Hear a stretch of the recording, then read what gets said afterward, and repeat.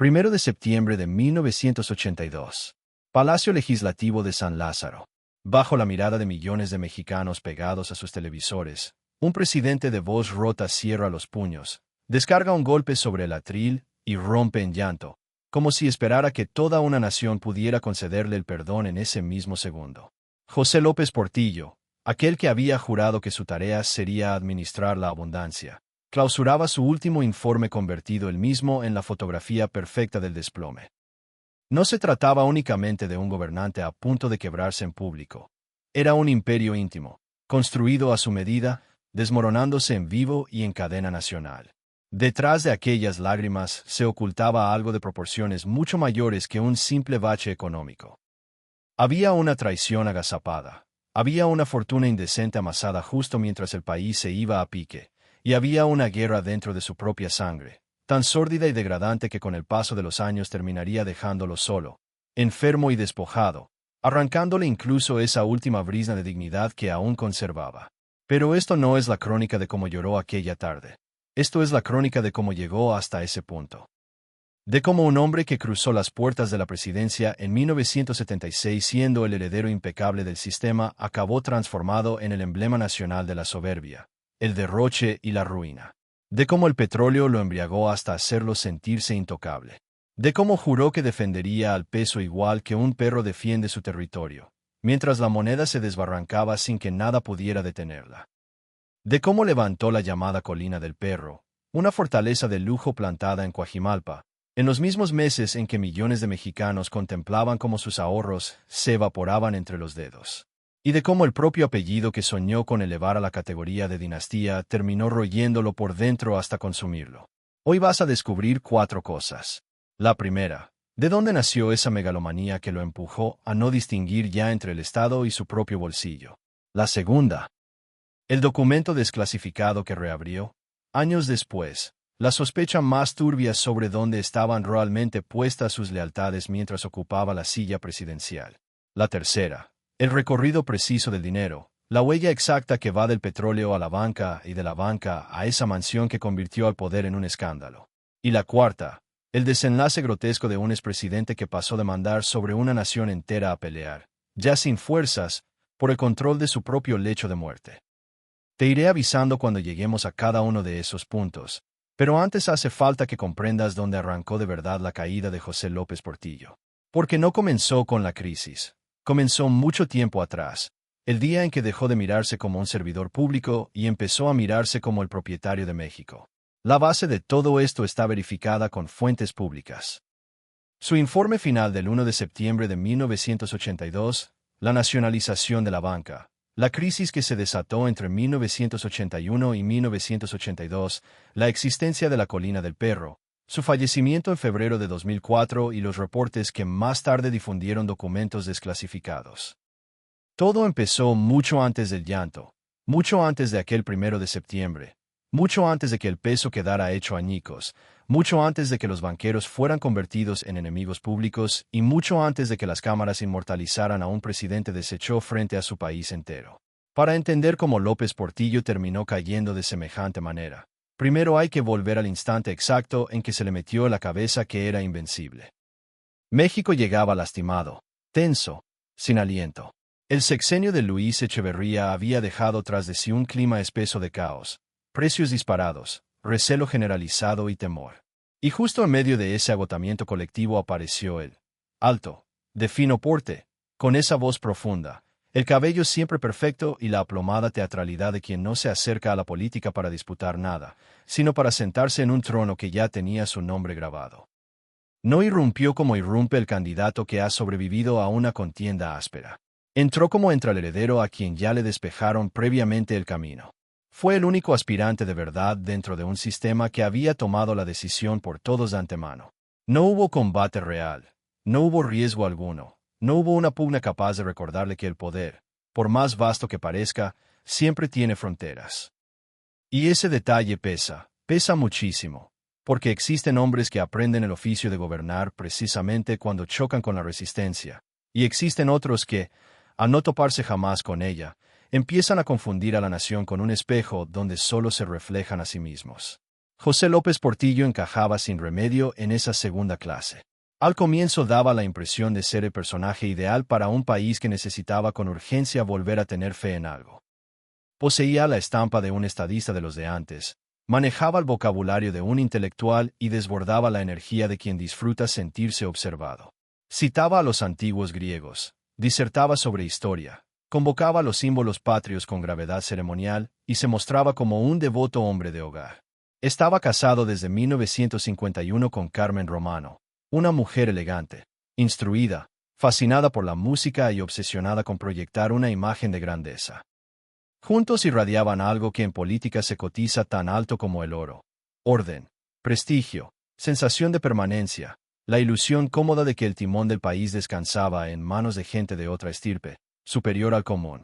Y entonces sucedió el milagro que terminaría de envenenarlo todo: el petróleo. Hacia el final de los años 70, el descubrimiento de yacimientos colosales en el Golfo de México transformó a su gobierno en una verbena de cifras desorbitadas. De repente el dinero entraba a raudales. De repente el mundo entero giraba la cabeza hacia México con apetito de inversionista. De repente los bancos internacionales repartían créditos como si el porvenir ya estuviera firmado y asegurado. López Portillo no se limitó a recibir aquella bonanza. La leyó como una confirmación personal, casi mística, de su destino. Ya no se veía apenas como un presidente con suerte. Empezó a contemplarse a sí mismo como el elegido, el hombre escogido por la providencia para conducir a México hacia una era inédita. Administrar la abundancia. Esa fue la frase.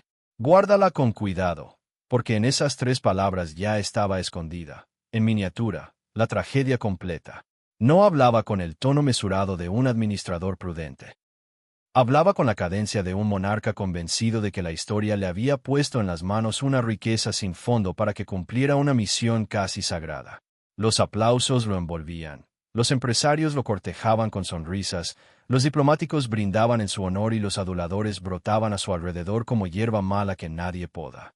Y mientras más lo ovacionaban, más se despegaba del suelo firme de la realidad. Porque detrás de aquella fachada de gobernante culto y seguro de sí latía otra cosa: una sed feroz, casi animal, de ser admirado. No querido, no respetado, admirado. Necesitaba sentirse por encima del resto, más grande que sus predecesores, más deslumbrante que quienes lo criticaban, más inolvidable que cualquier otro hombre que hubiese pisado los pinos.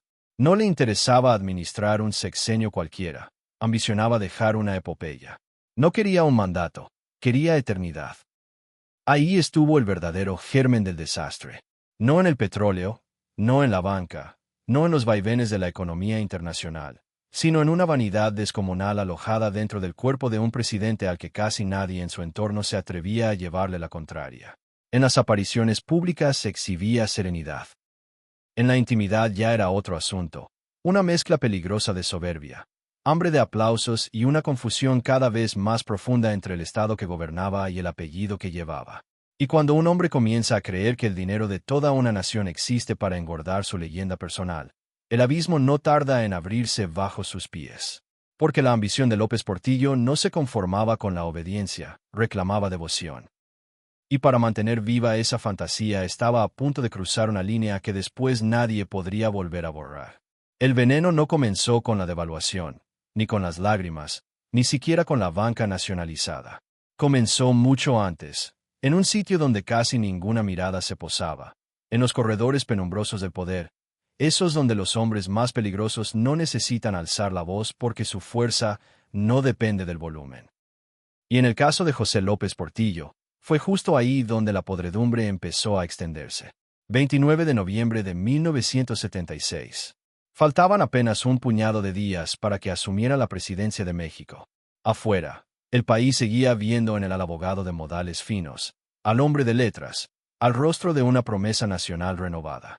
Pero en otro lugar, muy lejos del entusiasmo de las plazas, circulaba una nota de inteligencia que narraba una historia bien distinta.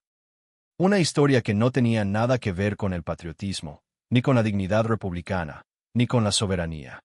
Hablaba de lealtades divididas, de canales secretos, de una proximidad con los aparatos de inteligencia de Estados Unidos que, de acuerdo con documentos desclasificados décadas más tarde, habría sido bastante más estrecha de lo que México estaba en condiciones siquiera de imaginar. Detente un momento a pensarlo. Un hombre que se presentaba ante el pueblo como la encarnación misma del nacionalismo mexicano, mientras sobre su nombre flotaba la sospecha de haber operado dentro de una red de colaboración clandestina con potencias extranjeras. Un presidente que en el escenario público hablaba de patria, de historia, de destino glorioso, mientras que en la trastienda, según aquella versión, el poder de verdad se negociaba en otro idioma, con otras prioridades y al servicio de otros intereses. Si todo eso era cierto, no estaríamos hablando solo de hipocresía. Estaríamos hablando de algo peor. De una grieta moral abierta en el mismísimo corazón del Estado. Pero ese no fue el único secreto, ni mucho menos el más visible, porque hay traiciones que se ocultan dentro de archivos polvorientos y hay otras que se erigen con concreto, acero, agua desviada y soldados montando guardia en la entrada. Mientras México empezaba a depender por completo del petróleo, de los créditos que llegaban sin esfuerzo y de una riqueza que aparentaba no tener fin, López Portillo ordenó levantar su propio monumento. No una casa, no una residencia discreta donde retirarse a envejecer. Un complejo descomunal, una fortaleza hecha a su medida, un símbolo obsceno de la distancia que ya se había abierto entre el presidente y el país que decía representar. La gente acabó bautizándolo como la Colina del Perro, y no le pusieron ese nombre por afecto. Era un predio inmenso en las lomas de Coajimalpa, con vistas espléndidas, salpicado de mansiones, con biblioteca propia, alberca techada, caminos privados y vigilancia militar. Militar. No guardias domésticos, no un sistema de alarmas convencional.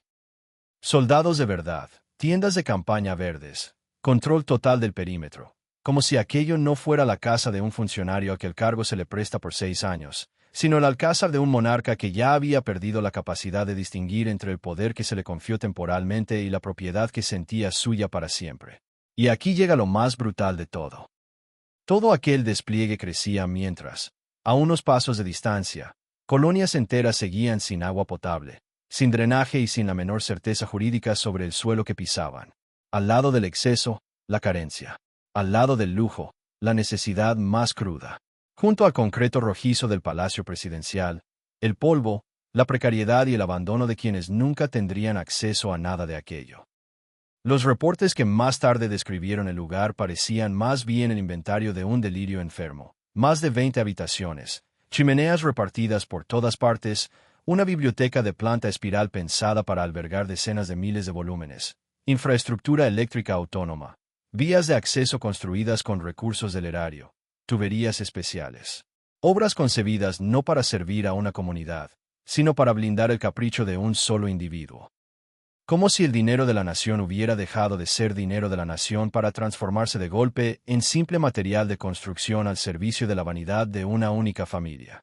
Y, sin embargo, cuando el escándalo empezó a asomar la cabeza, López Portillo hizo exactamente lo que suelen hacer los hombres intoxicados por su propio reflejo.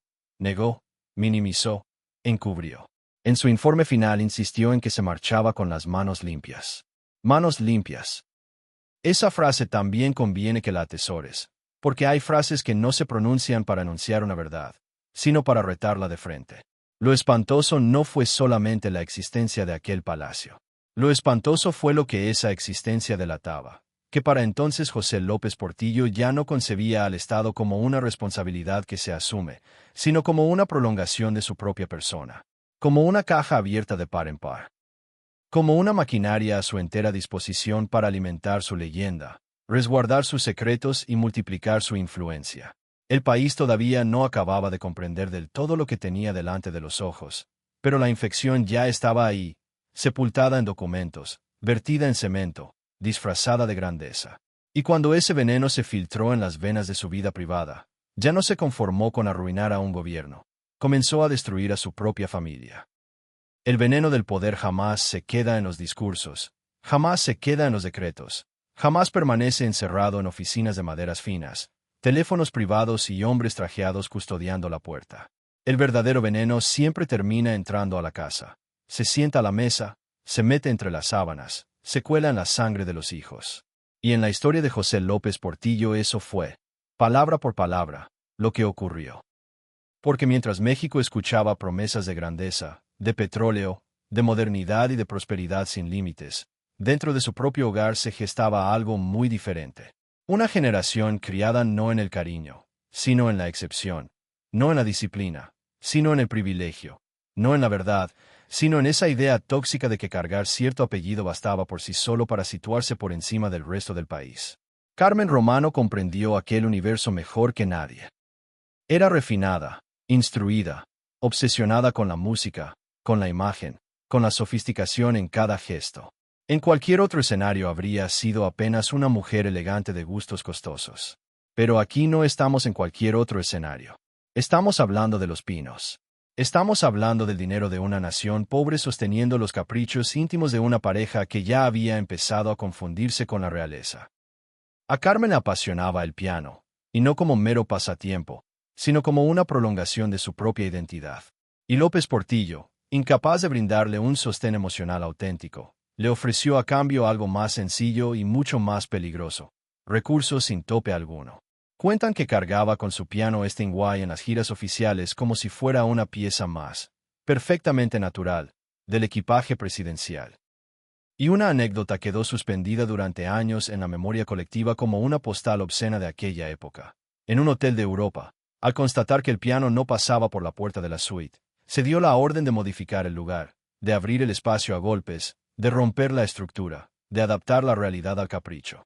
Como si el mundo entero estuviera obligado a recorrerse unos cuantos centímetros con tal de que la fantasía privada de la élite mexicana pudiera entrar sin tropiezos. Eso era lo que los hijos veían a diario. Eso era lo que respiraban. Eso era lo que aprendían sin que nadie se los enseñara con palabras. José Ramón, Carmen Beatriz, Paulina. Niños que crecían en un ambiente donde el poder no se percibía como una carga ni como una responsabilidad, sino como una especie de herencia biológica, donde el lujo no era la excepción reservada para fechas señaladas, sino el idioma de todos los días. Donde el país no aparecía como una comunidad de millones de seres humanos, sino como una propiedad familiar más, dotada de chofer, de escoltas y de puertas que se abrían siempre a su paso. ¿Puedes imaginar lo que algo así le hace a una conciencia en formación? ¿Puedes imaginar lo que le hace a un joven crecer viendo cómo el apellido de su padre mueve ministros de un lado a otro, borra obstáculos como quien limpia una mancha y silencia preguntas incómodas antes de que nazcan? ¿Puedes imaginar el hueco que se va formando por dentro cuando absolutamente todo está permitido y absolutamente nada está prohibido? Y ahora viene el detalle que lo condensa todo. El momento en que José López Portillo dejó de fingir siquiera que existía una frontera entre el gobierno y la familia, cuando nombró a su hijo José Ramón subsecretario de Programación y Presupuesto. El país entero vio con claridad lo que estaba pasando. Ya no era un rumor, ya no era una sospecha, ya no era una malicia inventada por la prensa. Era nepotismo a plena luz del mediodía. Y cuando lo cuestionaron, no dio un paso atrás, no ofreció disculpas, no intentó suavizar nada. Respondió con una frase que todavía hoy resuena como una bofetada en seco. Es el orgullo de mi nepotismo. Guarda también esa frase, porque en ella cabe la radiografía moral completa de aquel régimen. No es solo arrogancia. Es algo todavía peor. Es la celebración del abuso como si fuera una virtud digna de presumirse. Es un padre que le entrega a su hijo no una oportunidad honesta y merecida, sino una señal demoledora. Aquí no cuenta el mérito, aquí cuenta la sangre. Pero José Ramón no fue el único. El círculo se extendía como una telaraña aceitosa que lo iba cubriendo todo. La hermana colocada en medios públicos, el primo acomodado en organismos oficiales, los amigos de la infancia transformados en hombres fuertes del aparato, las amantes ascendidas a cargos de gobierno. Todo girando alrededor de un mismo principio elemental. Si te encontrabas cerca del sol, recibías su calor. Si quedabas lejos, te tocaba la sombra. Mientras tanto, allá afuera, el país seguía siendo el mismo de siempre o incluso peor. Obreros ganando una miseria, colonias enteras sin servicios básicos, familias completas sosteniéndose a duras penas con empleos precarios, gente obrando milagros cotidianos para estirar un salario mínimo. Y adentro, bodas fastuosas, viajes, lujos, ceremonias de una ostentación que ya no parecía mexicana, sino francamente imperial. La boda de Paulina en 1981 fue interpretada por muchos justo así. No como una celebración familiar, sino como una provocación, como un recordatorio cruel de que existían dos Méxicos irreconciliables. el que padecía y el que despilfarraba. Quizá tú también hayas conocido familias de esa clase. Familias donde el dinero tapa todo durante un buen tiempo. Las traiciones, las ausencias, las humillaciones, las distancias que se van abriendo. Pero solo durante un tiempo, porque el dinero puede decorar el silencio, puede tapizarlo de lujo, pero no puede llenarlo de contenido. Y en la casa de López Portillo, ese silencio ya era enorme, casi ensordecedor. No había un padre forjando carácter. Había un hombre repartiendo privilegios a su antojo. No había una familia unida por el afecto. Había un clan sostenido a base de conveniencia, vanidad y costumbre.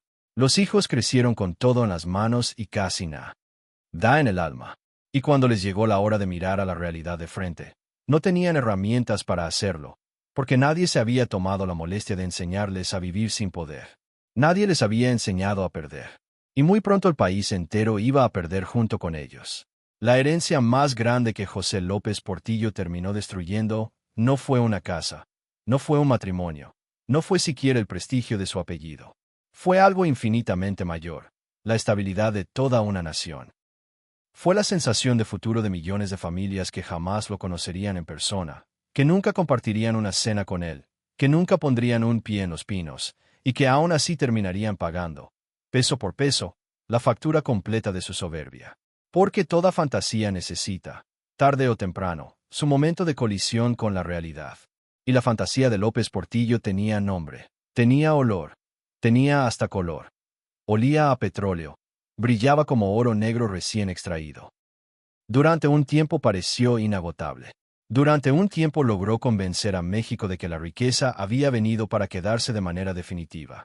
Durante un tiempo hizo creer que el país entero podía gastar a manos llenas, endeudarse sin culpa, presumir ante el mundo y aplazar cualquier asomo de prudencia, porque el subsuelo prometía cubrirlo absolutamente todo. Pero el problema con las fantasías construidas sobre el precio internacional de una materia prima es que se vienen abajo sin pedir permiso ni avisar con tiempo. El mercado petrolero comenzó a moverse en dirección contraria. Los precios iniciaron su descenso, y lo que hasta hacía nada parecía un manantial infinito de dinero empezó a mostrar las primeras grietas. Y ahí, justo ahí, era donde un gobernante sobrio habría puesto el freno, habría recortado el gasto, habría reconocido el peligro de frente, habría aceptado con humildad que la fiesta se acababa.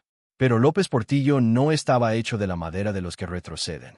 Estaba hecho para actuar, para posar ante las cámaras, para desafiar a la realidad como si ésta no fuera más que una rival de poca monta a la que bastaba con encarar con suficiente arrojo. 17 de agosto de 1981. Pronunció una frase que quedaría grabada para siempre, aunque no como emblema de valentía, sino como epitafio político. Defenderé el peso como un perro. Escucha bien esas palabras. No son las de un economista. No son las de un estadista. Son las de un hombre herido en el orgullo, las de alguien que cree, contra toda lógica, que la voluntad de una sola persona puede imponerse sobre los mercados, sobre la deuda, sobre el miedo, sobre la fuga de capitales y sobre el pánico financiero generalizado. Pero los mercados no escuchan discursos, no se conmueven con lágrimas, no se arrodillan ante el ego de nadie por más alto que sea su cargo. Y entonces empezó la estampida. Los capitales emprendieron la huida, los dólares se esfumaron, el sistema comenzó a vaciarse desde adentro. Lo que en la superficie todavía aparentaba ser manejable, por debajo ya era una hemorragia abierta. México no estaba perdiendo solo dinero, estaba perdiendo algo más difícil de recuperar, estaba perdiendo confianza. Y cuando un país pierde la confianza, todo empieza a temblar al mismo tiempo: la moneda, el comercio, los ahorros, el salario, la comida en la mesa, la paciencia de la gente. Las cifras de aquel desastre todavía estremecen. El tipo de cambio, que al arranque del sexenio rondaba los 22 pesos por dólar, acabó convertido en una herida abierta que no dejaba de sangrar. La inflación, que ya venía siendo seria, se transformó en pura asfixia. La deuda externa, que había crecido alimentada por la ilusión petrolera y por el crédito que llegaba sin trabas, escaló hasta niveles brutales, casi irreconocibles. Lo que al comienzo se vendió como expansión y modernización terminó pareciéndose más a una apuesta de casino hecha con el dinero de absolutamente todos. Detente otra vez a pensarlo. Mientras en las alturas del poder se seguía hablando de grandeza y de destino histórico, Allá abajo una familia cualquiera veía cómo los ahorros de toda una vida perdían su valor en cuestión de meses. Un tendero ya no sabía a qué precio vender al día siguiente. Un trabajador cobraba un salario que se le deshacía entre las manos antes siquiera de llegar a casa. Esa fue la verdadera guerra de la herencia. No un pleito de abogados peleándose alrededor de una mansión, sino una transferencia masiva del costo del desastre directamente sobre los hombros de la gente común. Y cuando ya no quedaba prácticamente nada por controlar, llegó el acto final. 1 de septiembre de 1982. En su último informe de gobierno anunció la nacionalización de la banca. Lo hizo señalando culpables con el dedo, lo hizo hablando de saqueo, lo hizo como si él mismo fuera el justiciero que venía a castigar a los verdaderos responsables del despojo. Esa fue, tal vez, la escena más cruel de todas. El arquitecto del derrumbe presentándose como el vengador del derrumbe, el hombre que había confundido una riqueza pasajera con un destino histórico, acusando a otros de haber vaciado al país que él mismo había llevado al precipicio. Y luego lloró delante de todos. Como si el llanto pudiera devolver los ahorros perdidos. Como si el llanto pudiera reparar la deuda contraída. Como si el llanto pudiera borrar de un plumazo los excesos, los préstamos, la arrogancia y los años enteros de negación obstinada. Pero las lágrimas no salvaron a nadie. El país ya estaba herido de gravedad. Y mientras millones de personas empezaban apenas a comprender que la abundancia había sido una ficción carísima, dentro de su propia familia todavía sobrevivía otra ilusión igual de peligrosa, la de creer que el apellido permanecía intacto, la de creer que el poder, aunque golpeado y maltrecho, todavía podía protegerlos de todo. No tenían la menor idea de que lo peor para ellos apenas estaba comenzando. Tras el desastre de 1982, José López Portillo no cayó de inmediato en una celda ni quedó sentado frente a un tribunal. Cayó en algo mucho más lento, mucho más humillante y mucho más difícil de soportar para un hombre de su talante. Cayó en la pérdida de la admiración. Y para alguien que se había pasado la vida nutriéndose de aplausos, de reverencias, de titulares y de obediencias automáticas, eso resultaba peor que cualquier condena dictada por un juez. Piensa en el contraste. Apenas un par de años antes era el hombre más poderoso de México, el presidente que hablaba en cadena nacional, el dueño absoluto del micrófono, el rostro mismo del Estado, el cuerpo permanentemente rodeado de escoltas, el apellido que abría puertas y cerraba bocas con la misma facilidad. Y de pronto, terminado el sexenio, empezó a transformarse en otra cosa por completo. En un fantasma incómodo, en un hombre que despertaba rabia con solo mencionarse, en un hombre al que ya nadie quería escuchar. Cuentan que en algunos restaurantes la gente le ladraba apenas lo veía entrar. Ladridos de perro, exactamente igual que la frase con la que había jurado defender el peso. La humillación pública tenía una memoria afilada y cruel. México no olvidaba. México se burlaba abiertamente. Y ahí dio inicio su verdadero exilio, que no fue geográfico sino psicológico, porque López Portillo seguía rodeado de ciertos lujos. Eso sí, pero el lujo desprovisto de adoración no le bastaba. Nunca le había bastado. Ya no contaba con el escenario de la presidencia. Ya no disponía de la ficción del salvador de la patria. Ya no tenía a un país arrodillado ante su retórica. Solo le quedaba el eco hueco de sí mismo. Y un hombre de esa clase, cuando siente que el mundo ha dejado de mirarlo, comienza a buscar con desesperación otro espejo donde reflejarse. Ese espejo apareció en 1984 con el rostro de Sasa Montenegro. Joven, célebre, voluptuosa, casi 3 décadas menor que él. No era simplemente una relación amorosa. Era algo más hondo. Al mismo tiempo, más patético. Era el intento de volver a sentirse deseado, vigente, todavía poderoso. Era la fantasía de que la decadencia podía maquillarse, de que podía disimularse si a su lado relucía una mujer capaz de devolverle algo del fuego que ya había perdido. Mientras el país lo recordaba como el presidente del colapso, él se empeñaba en reinventarse como un hombre aún capaz de despertar deseo. Pero toda fuga tiene su precio, y esta no fue la excepción, porque aquella relación no se construyó ni en el silencio ni en la discreción. Se exhibió, se volvió espectáculo, se publicó en portadas, se paseó por todas partes. Y lo hizo, además, mientras Carmen Romano todavía seguía con vida. Ahí está uno de los detalles más crueles de toda esta historia. No le bastó con haber fracturado moralmente a su primera familia durante años. Encima tuvo que arrastrar esa misma fractura ante los ojos de todo el país. Las revistas, los comentarios, las apariciones públicas. Todo funcionó como la confirmación de algo que sus hijos ya sabían desde mucho tiempo atrás. Su padre nunca había pertenecido de verdad a nadie más que a sí mismo.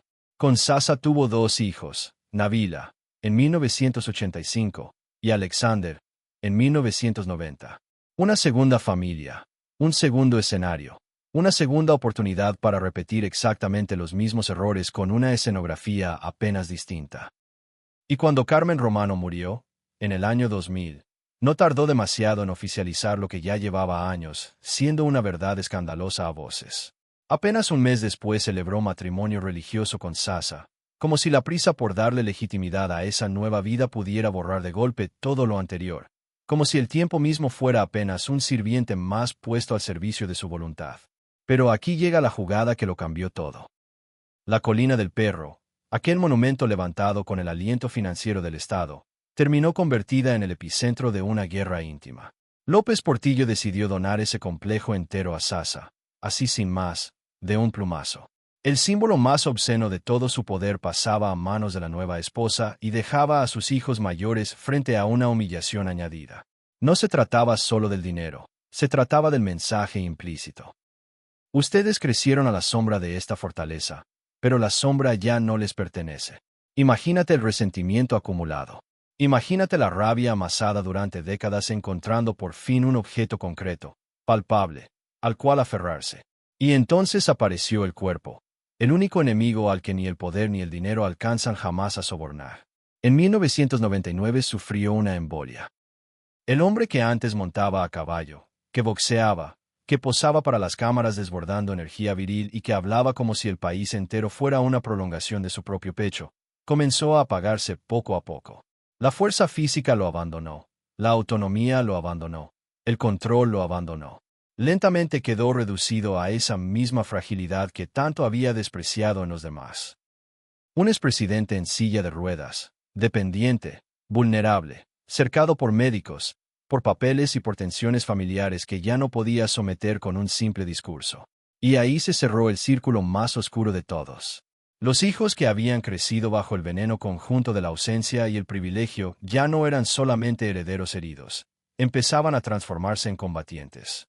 La segunda familia y la primera familia entraron de lleno en una lógica de guerra abierta.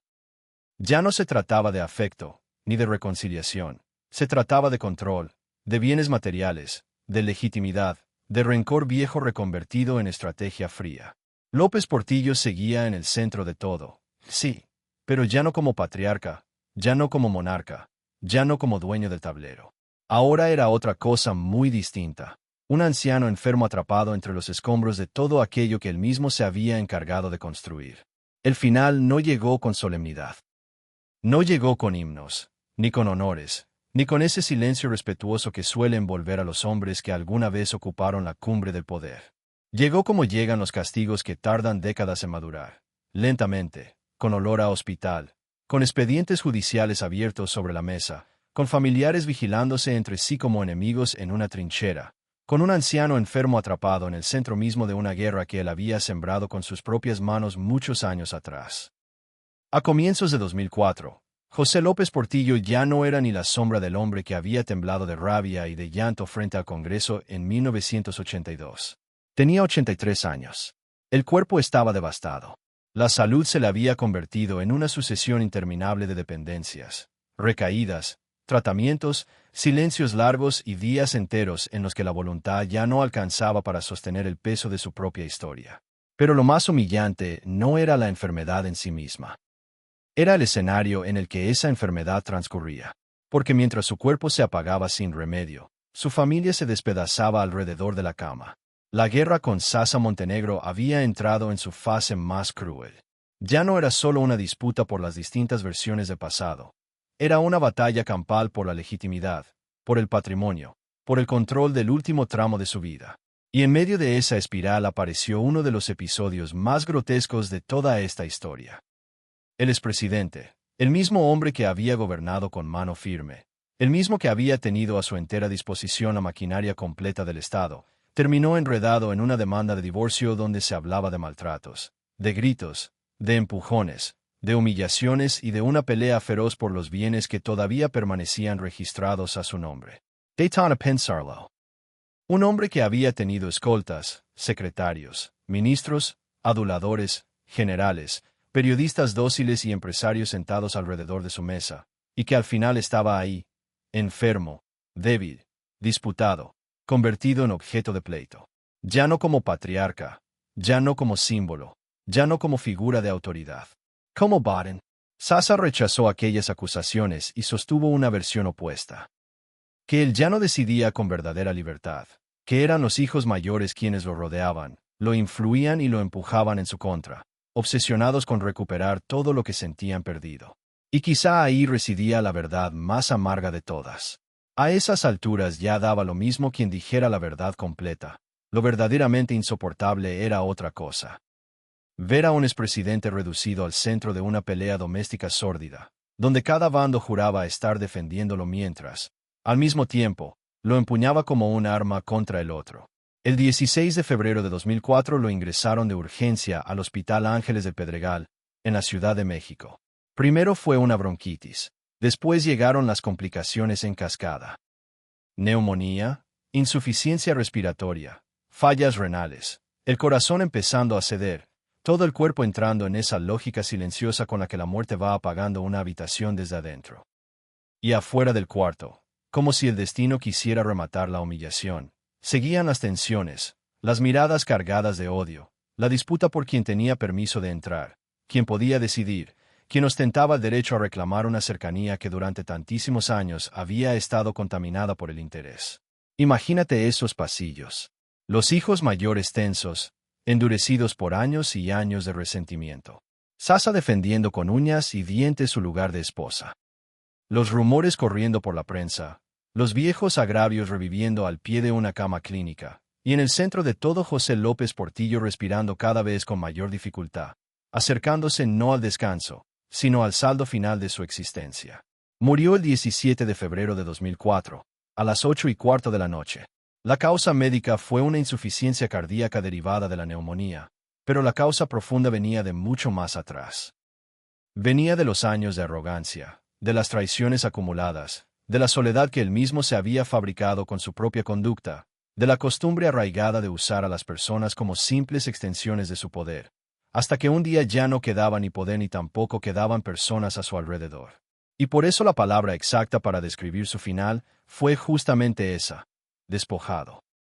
Despojado de afecto verdadero, despojado de autoridad, despojado del respeto de un país que jamás le perdonó el derrumbe de 1982, despojado incluso de aquella imagen grandiosa que se había dedicado a construir durante toda su vida. Después de tanto petróleo, de tantos discursos, de tantos privilegios, de tantas mansiones, de tantos silencios comprados y de tantos gestos de emperador tropical, todo vino a terminar en una cama de hospital, en una familia rota en pedazos y en un hombre que ya no era capaz de defender ni su nombre, ni su casa, ni siquiera su propia versión de los hechos.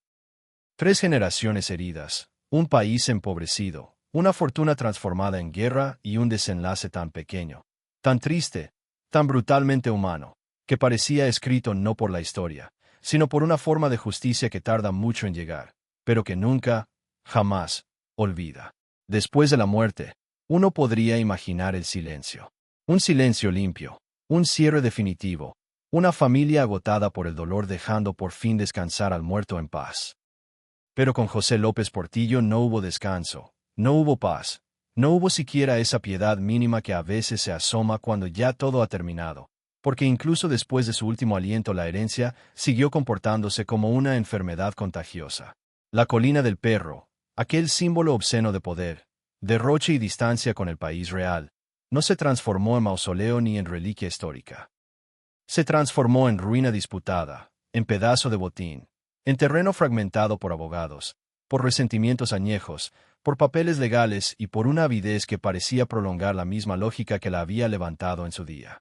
Durante años, aquel lugar no fue una casa, fue una herida abierta, una mole de concreto cargada de recuerdos tóxicos, la prueba física e irrefutable de que el dinero público puede construir castillos, pero nunca puede construir paz.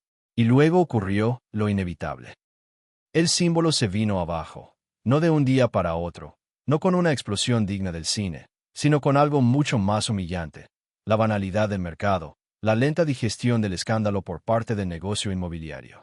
Lo que alguna vez fue presentado como una fortaleza personal terminó absorbido por fideicomisos, por ventas, por proyectos residenciales, por desarrolladores y por planos arquitectónicos. Años más tarde, aquel palacio que había pretendido desafiar al tiempo ya no era palacio, ya no era fortaleza, ya no era el centro de nada, apenas un terreno más reconvertido en otra cosa cualquiera, como si el país hubiera decidido seguir su camino hacia adelante sin molestarse siquiera en pedirle permiso al mito. Eso también es una forma de justicia. No la justicia heroica que desciende con uniforme y esposas en mano, no la justicia de las películas donde el culpable comprende al fin todo el daño que ha causado, sino otra clase de justicia, más fría, más lenta, más brutal. La justicia de la desaparición. La de ver cómo aquello que parecía intocable acaba demolido, vendido, repartido y olvidado por el mismo sistema material que en su momento lo había sostenido en lo alto. Sasa Montenegro también se fue marchando con el paso de los años, arrastrando consigo su propia versión de aquella guerra. Y los hijos menores, Nabila y Alexander, eligieron un camino distinto.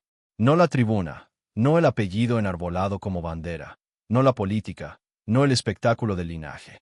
Eligieron la distancia, eligieron el perfil bajo, eligieron vivir como si la única forma de sobrevivir al peso del nombre López Portillo fuera, precisamente, no convertirlo en un destino ineludible. Tal vez esa haya sido la primera decisión verdaderamente sana nacida de toda esta saga. No repetir, no heredar el veneno como si fuera un mandato sagrado, no convertir la sangre en una condena. Porque al final esa es la pregunta de fondo de esta historia. No cuánto dinero se esfumó, no cuántos discursos mintieron, no cuántas mansiones se levantaron o se perdieron en el camino. La pregunta de fondo es otra. ¿Qué deja a un hombre cuando todo lo demás se le cae encima? Y en el caso de José López Portillo, la respuesta es dura de digerir. Dejó un país herido que tardó años en recobrar el aliento. Dejó una familia rota, partida en facciones enfrentadas. Dejó una idea corrompida del poder, una donde el Estado podía llegar a confundirse con el ego de un solo hombre. Y dejó, por encima de todo, una advertencia: que el poder sin freno no engrandece, sino que deforma. Que la riqueza sin brújula moral no protege, sino que pudre. Que un apellido puede abrir todas las puertas del mundo, aún así, no logra impedir que al final llegue la soledad. Que ningún castillo, ningún aplauso, ningún decreto y ningún privilegio alcanzan jamás para comprar lo único que de verdad importa cuando la vida se termina: un poco de verdad, un poco de amor, un poco de dignidad. José López Portillo lo tuvo casi todo. Petróleo, palacio, obediencia, fama, el miedo ajeno rindiéndole tributo. Pero murió sin lo único que habría podido salvarlo del vacío. Y esa quizá fue su verdadera condena: no haber perdido el poder, sino haber descubierto, demasiado tarde, que nunca supo realmente qué hacer con él.